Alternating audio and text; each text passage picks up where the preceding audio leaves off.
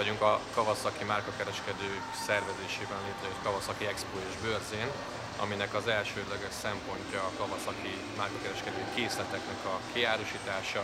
Itt a kilátogató érdeklődők gyakorlatilag mindenféle 2008-2007-es évjáratú Kawasaki modell közül válogathatnak, de emellett fontosnak tartottuk bemutatni a 2009-es új modelljeinket is, úgyhogy itt van a VN1007-es család, a Voyagerrel, a Classic Tourerrel, a Classical, látható hátam mögött az EX6RR, az új modellünk, az EX10R, illetve a megújult szintkapú Ninja 250R, itt van az új Z1000, Z750, R6M és R6F.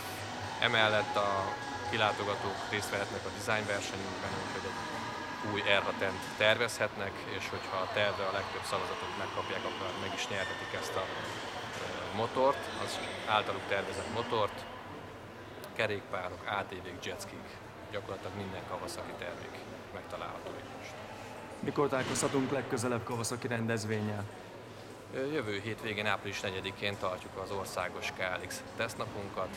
A országos, tehát szinte majd minden Kawasaki márkakereskedésben megtekinthető és kipróbálható lesz a KLX 250 városi enduro motorunk. És hogy vagytok megelégedve a bőrzével és az expóval? Hát ugye az első nap felén vagyunk túl, eddig meg vagyunk elégedve, mert hál' Istennek a jó időnek köszönhetően sok motoros kijött, úgyhogy sok érdeklődő volt már, motoreladás is történt, a visszajelzések is pozitívak, keresik a Kawasakit a vásárlók. További jó folytatást kívánok! Köszönjük!